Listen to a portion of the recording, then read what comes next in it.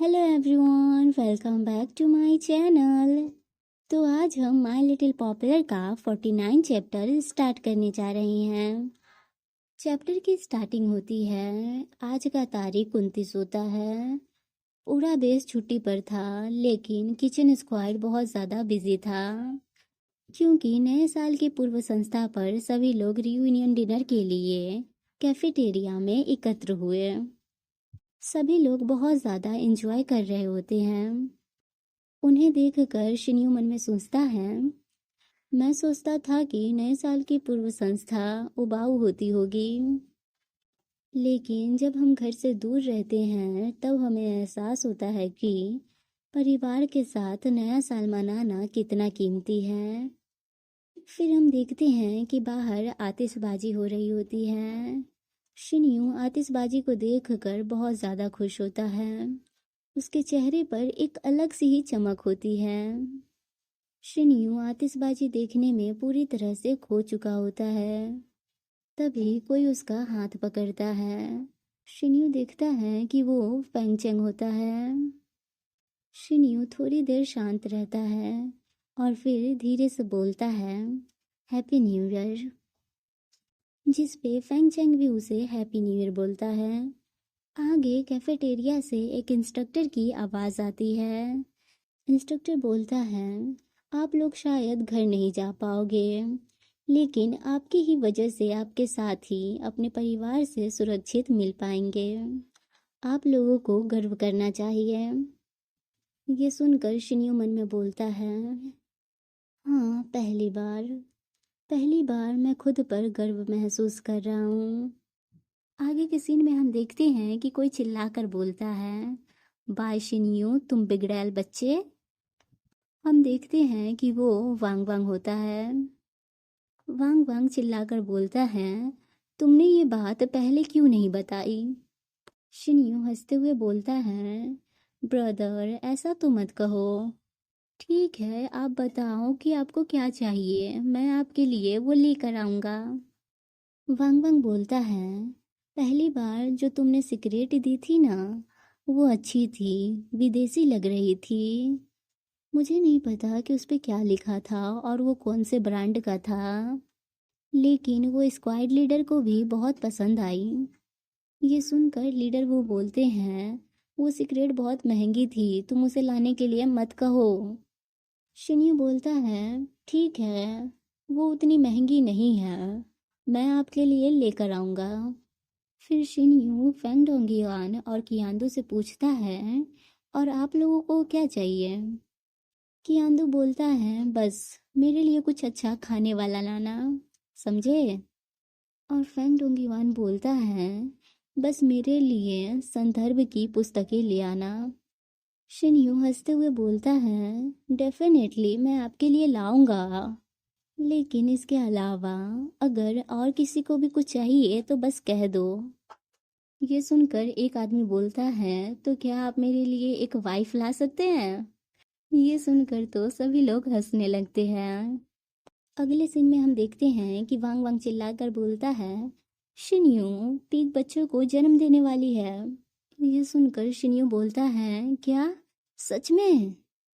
और आगे हम देखते हैं कि उस पीक के 3 बच्चे हुए होते हैं। आगे नए साल के तीसरे दिन सुबह सुबह हवाई अड्डे पर शिन्यू बेस प्लेन को देखकर बड़ी सी स्माइल करते हुए बोलता है, वाह, ये कितनी बढ़िया है। जिस पे फैंगचंग बोलता है, तुम इसमें बैठोगे तो तुम्हें और कूल फील होगा। ये बोलकर फैंगचंग अपने लगेज को लेकर आगे जाने लगता है। शिन्यू उसके पीछे आते हुए बोलता है, सच में? शिन्यू जब बेस प्लेन के अंदर देखता है तो उसका मूड ही पूरी तरह से खराब हो जाता है। वो मन में बोलता है, क्या बेस प्लेन ऐसे होते हैं? सफ़र के दौरान हम देखते हैं कि शिन्यू की हालत बहुत ज़्यादा ख़राब हो चुकी होती है। उसे बहुत ज़्यादा चक्कर उकर आ रहे होते हैं। वो मन में सोचता है, अब मुझे पता चल गया कि फेंग चंग ने ऐसा क्यों कहा था कि इसमें बैठने के बाद बहुत ज़्यादा कूल फील होता है। ये पायलट तो प्लेन ऐसे चला रहा है जैसे कि अभी फाइट हो रही हो। शिन्यू की हालत इतनी खराब होती है कि वो प्लेन से उतरते ही सबसे पहले उल्टी करता है। बेचारे शिन्यू की हालत इतनी खराब है कि वो उल्टी पे उल्टी किए जा रहा है। और फेंगचंग उससे पूछता है, बेस प्लेन में बैठकर कैसा लगा? आगे हम देखते हैं कि फेंगचंग और शिन्यू दूसरे प्लेन में होते हैं। फेंगचंग उसे पानी देते हुए बोलता है, जरा तुम खुद को देखो, उस समय तुम बेस प्लेन में बैठने के लिए बहुत ज़्यादा एक्साइटेड थे, लेकिन अब क्या? जिस पे शिन्यू बोलता है, ये मेरे जीवन का पहली बार है जब मुझे ये पता चला कि मुझे एयर सिकनेस है। फेंगचंग उसे दवा खिलाता है। शिन्यू गहरी सांस छोड़कर बोलता है, मेरी मॉम मुझे बहुत ज़्यादा याद करती होगी, लेकिन 15 दिन की छुट्टी बहुत कम है। हमें तो जाने में ही 2 दिन लग रहे हैं। ये सुनकर फेंगचंग उससे बोलता है, तुम ऐसा बिहेव कर रहे हो जैसे कि तुम जाने के बाद वापस आओगे ही नहीं। ये सुनकर शिन्यू बोलता है, लेकिन मैं ऐसा क्यों करूँगा? और फिर उसे याद आता है कि कैसे वो उस जगह से नफरत करता था। वो सोचता है, हाँ, पहले के कुछ महीनों में मैं चिल्लाता रहता था कि मुझे घर जाना है, लेकिन एक समय ऐसा आया जब मैंने इसके बारे में सोचना बंद कर दिया। शिन्यू को ऐसे सोच में डूबे देख पेंचंग उससे पूछता है, क्या तुम अब बेस को छोड़ना नहीं चाहते हो? जिस पे शिन्यू बोलता है, हाँ, मैंने बेस को छोड़ने वाला सोच कब का छोड़ दिया है। ऐसा लगता है कि मेरे करने के लिए बेस में बहुत कुछ है, चाहे वो सब्जी धोना हो, खेती करना हो, या सुअरों को चारा खिलाना हो। आखिरकार वो मेरा ही काम है। शिन्यू को इतनी समझदारी वाली बात करते देख फेंगचंग उसके सर को सहलाते हुए बोलता है, ये बुरा नहीं है, तुम्हारे अंदर जिम्मेदारी का भाव आ गया है। चलो, देर से ही सही आया तो। शिन्यू उसके हाथ को दूर करते हुए बोलता है, जरा अपनी जबान को संभालो। आगे शिन्यू बिस्तर पे लेटते हुए बोलता है, मैं थक गया हूँ, मैं सोने जा रहा हूँ। फेंगचंग उसे पोक करते हुए बोलता है, मेरी ओर पलटो। शिन्यू बोलता है, क्यों? फेंगचंग बोलता है, मैंने कहा पलटो तो मेरी ओर पलटो। शिन्यू थक हार कर उसकी ओर पलट जाता है। फेंगचंग तो बस उसे देखे ही जा रहा होता है, तो शिन्यू ब्लश करने लगता है। फेंगचंग बोलता है, नए भर्ती के दौरान तुम पूरे 3 महीने मेरी ओर पीट करके सोते थे, इस बार क्या तुम मेरी ओर देख कर नहीं सो सकते? शिन्यू उसे मिडिल फिंगर दिखाते हुए बोलता है, तुम्हारी ये कहने की हिम्मत कैसे हुई? तुम ही वो थे जो मुझ पर ताने कसते रहते थे। जिस पे फेंगचंग बोलता है, तुम बहुत ज्यादा डरपोक दिखते थे, इसलिए मैं तुम पर ताने कसता था। ये बोलकर फेंगचंग उसका हाथ पकड़ लेता है। शिन्यू चिल्लाकर बोलता है, अरे तुम क्या कर रहे हो? हम प्लेन में हैं। फेंगचंग हंसते हुए बोलता है, हाँ मुझे पता है, बस सो जाओ। और यहीं पे हमारा 49 चैप्टर खत्म होता है। तो अब हम 50 चैप्टर स्टार्ट करने जा रहे हैं। चैप्टर की स्टार्टिंग होती है, हमें एयरपोर्ट का सीन दिखाया जाता है। शिन्यू बहुत ज़्यादा खुश होकर बोलता है, मॉम डैड। शिन्यू के मॉम डैड भी उसे देखकर बहुत ज़्यादा खुश होते हैं। शिन्यू बोलता है, मॉम डैड, मैंने आप दोनों को बहुत मिस किया। ये बोलकर वो अपनी मॉम को जोर से हग कर लेता है। शिन्यू को इतने समय बाद देखकर उसके मॉम की आंखों में तो आंसू ही आ जाते हैं।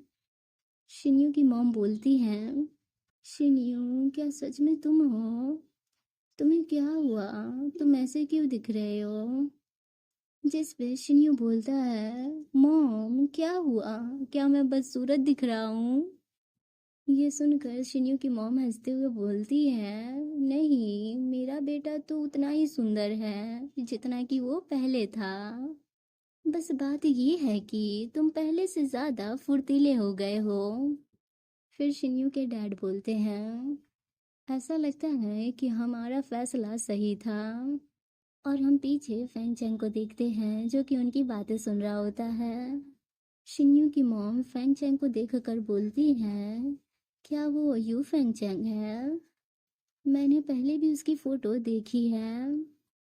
शिन्यू बोलता है, हाँ मॉम डैड, ये यू फैंग चैंग है, जनरल यू का ग्रैंडसन।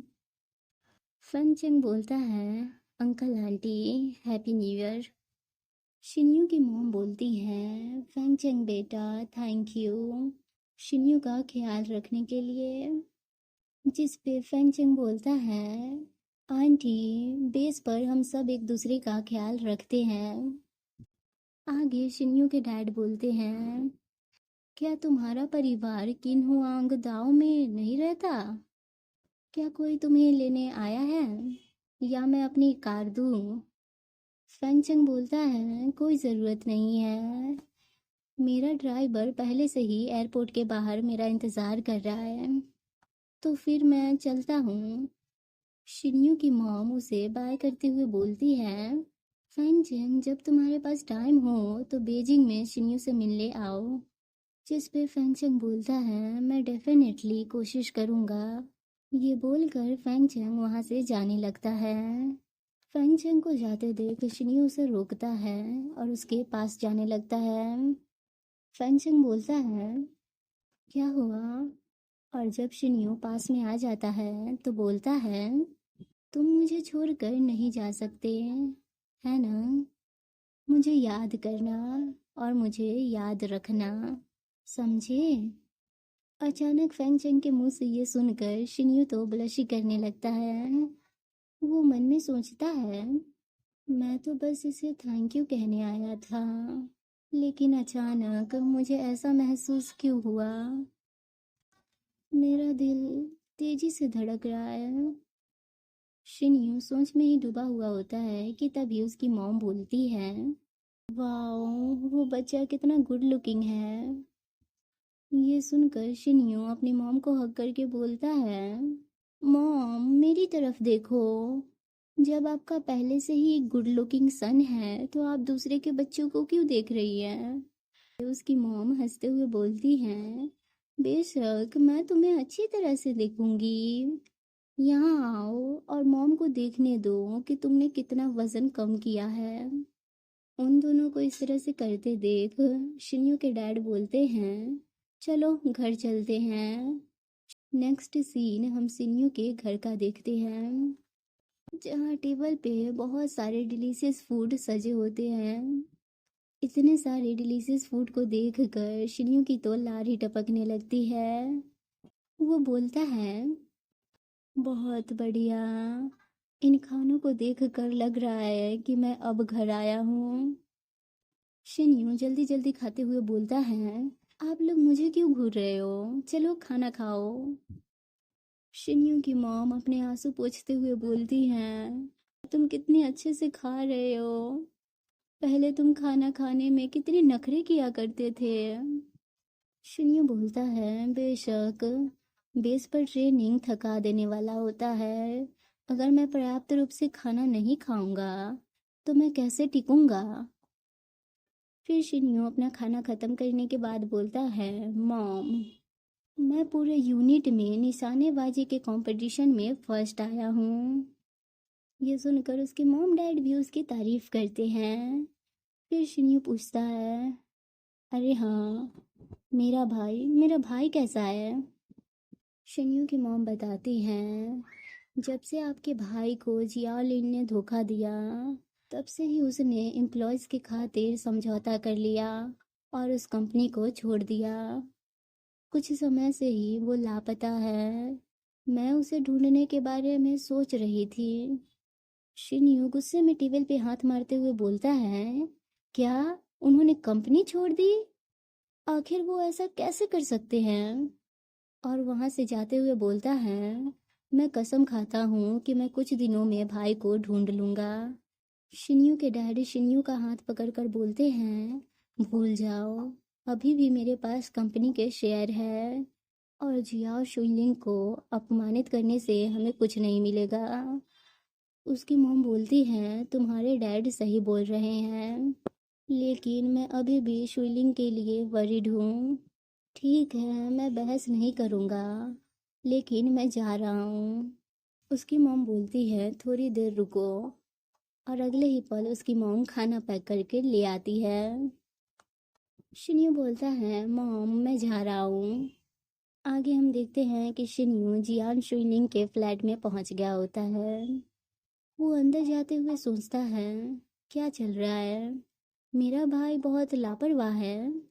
ये जगह इतनी डरावनी क्यों लग रही है? क्या मैं कुछ ऐसा देखने वाला हूँ जो मैं नहीं देखना चाहता? फिर वो एक रूम में देखता है, उस रूम की लाइटें बंद होती है।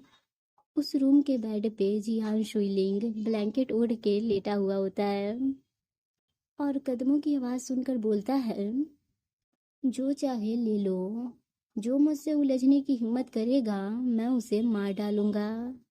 ये आवाज़ सुनकर शिन्यू मन में बोलता है, वो गुस्से वाली आवाज़, इसमें कोई संदेह नहीं है कि ये मेरा भाई है। ये सोचकर वो लाइट चालू करता है और बोलता है भाई। भाई वर्ड सुनकर जियान शुइलिंग झट से उठता है। तो यहीं पे हमारा ये चैप्टर ख़त्म होता है। आगे के चैप्टर देखने के लिए चैनल को सब्सक्राइब करना ना भूलें। तो अगली वीडियो में मिलते हैं, अभी के लिए टाटा बाय बाय।